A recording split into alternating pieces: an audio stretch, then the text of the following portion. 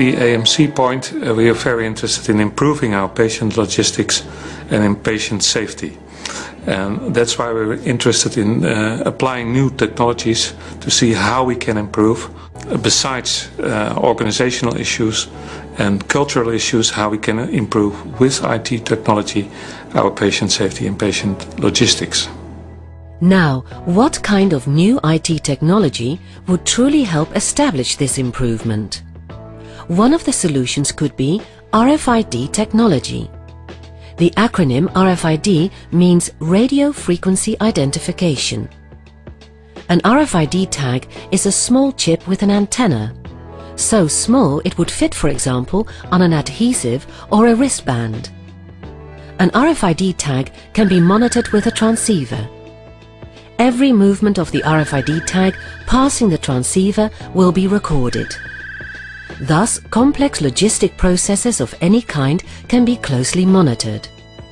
To find out more about the possible improvements that RFID might bring to healthcare, the Academic Medical Center in Amsterdam carried out a pilot.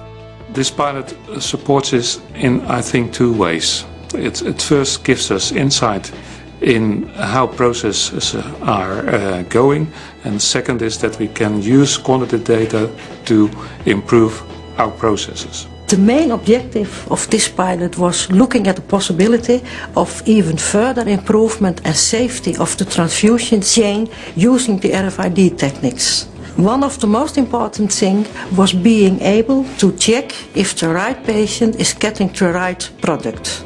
And beside that, we also looked at the storage condition of the product if it is in the clinical ward, concerning the temperature, the place, and we also were able to look at the right moment when the product was really transfused to the patient. The RFID tags provide quality information on the whereabouts of patients, employees, blood products and disposables. People's movements can be monitored, not just to locate personnel, but also to check on waiting times for a patient or to find out if a person is actually the right patient for the planned surgery. Also, one can keep a close eye on logistics of blood and blood-related products. The tags are not only used to check the movements of the actual bags, but are also part of the quality control cycle. They're able to store information on location and temperature of the blood product.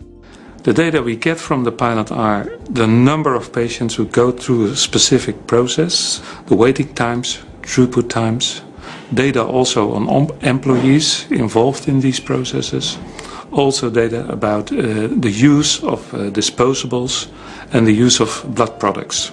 Because of European guidelines, we need to be able to trace a blood product at any time after it had left our transfusion labs. And this RFID techniques enables us to do so. The results of the pilot learned us many things. First of all, patients accept this technology very easily. Secondly, we learned a lot about our processes. And finally, we also can say that this technology can be safely applied in a high technological environment. When surgery is finished, the tags on the disposables enable us to see exactly and on the level of a single patient which materials have been used and will be discarded. Management information is available about the overall use of materials during surgery. Furthermore, there's data available about the several steps in the process from the patient's point of view.